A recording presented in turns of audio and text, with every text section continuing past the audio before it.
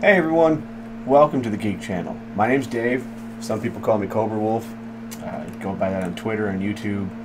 This is my inaugural video here on the Geek channel. Really big thank you to Adam for letting me jump on here and get some things out, and I think I'm going to have a good time, and hope everyone else is too.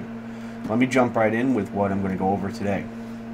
I'm going to be building a MAME arcade cabinet. For those of you that don't know, MAME is Multiple Arcade Machine Emulator.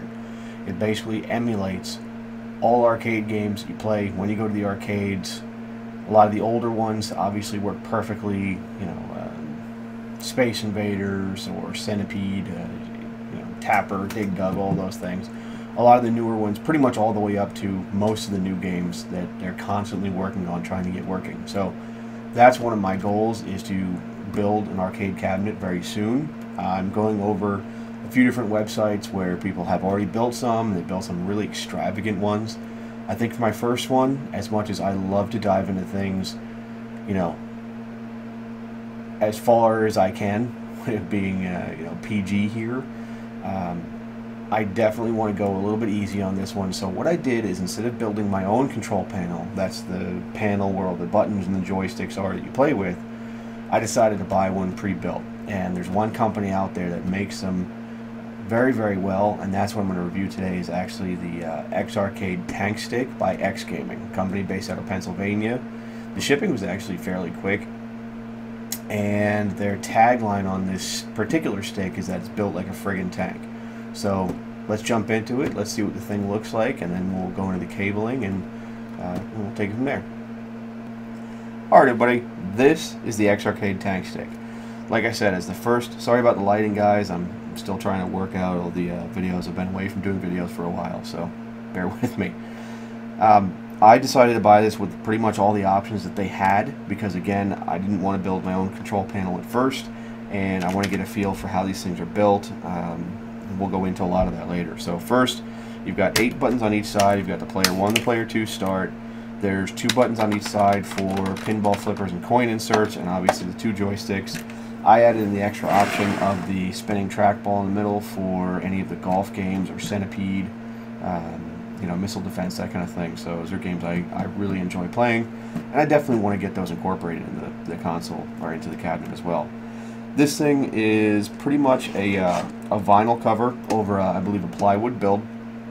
I haven't actually opened it up yet. Maybe I'll do that in the next video to show you what the inner construction looks like, which is very similar to what people out there are doing on their own control panels. Just obviously these are solid black lights. A lot of people are going very extravagant. They're doing the buttons that light up and are controlled by the system. Next time.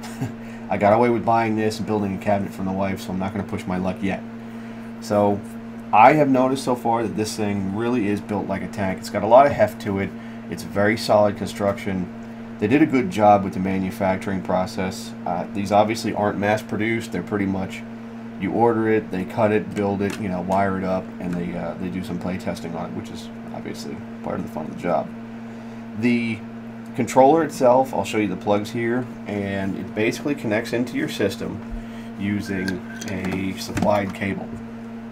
Now on the back of the system, you see they got 2 buttons. One is actually kind of turns it on and off. The other one is a programming button, I believe. So on this, you've got a switch where these are basically different memory banks. So this thing has an independent memory bank system, and what this will do is you can switch the channels on this. Let me get a little quick close-up on it if the camera allows it.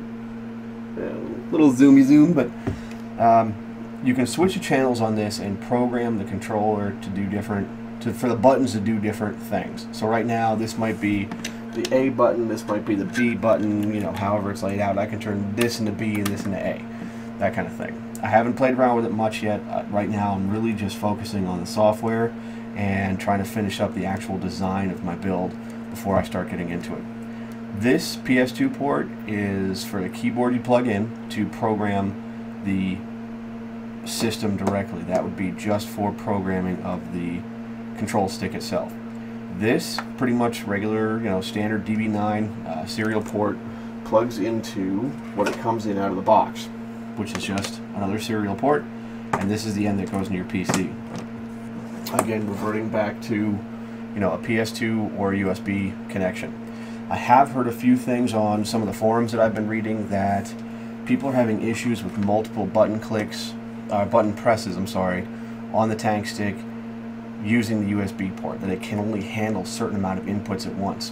Luckily, I haven't run into it. Most of the games that I play are only, maybe 3 or 4 button at most.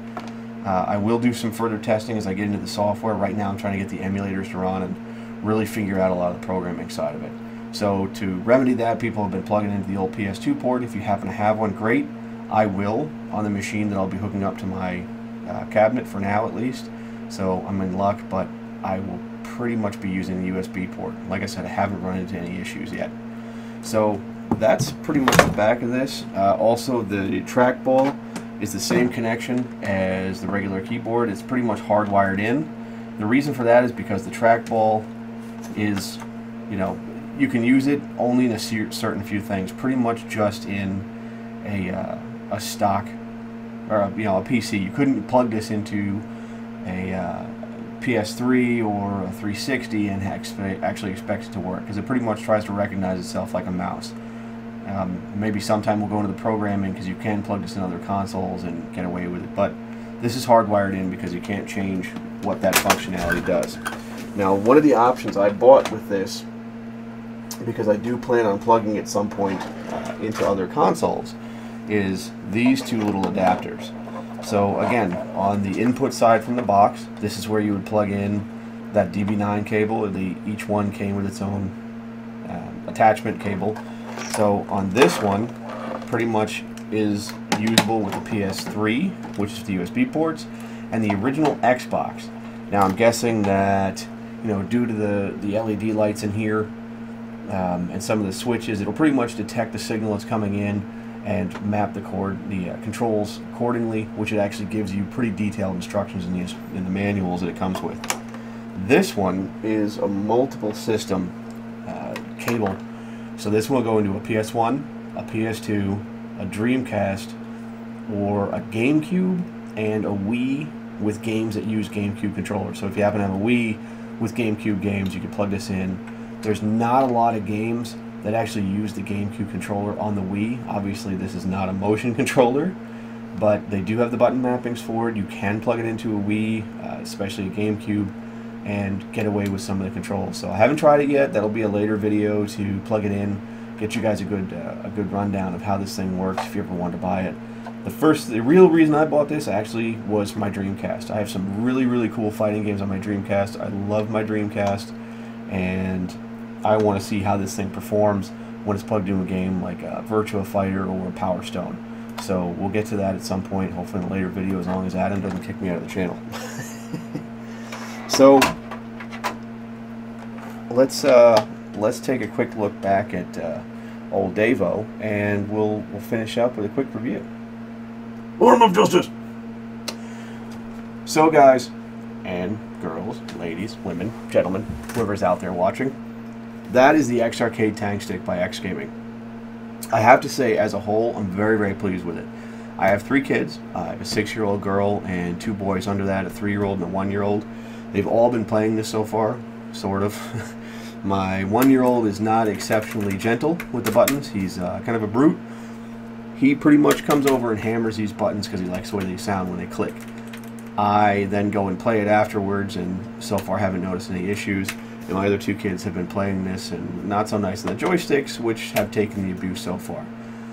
You can get a lot of information off the X-Arcade website, or the X Gaming website, I'm sorry, about how this thing works. I'm really pleased. I think a lot of the guys in the build your own arcade area sometimes shun this because it's not a true build your own arcade build.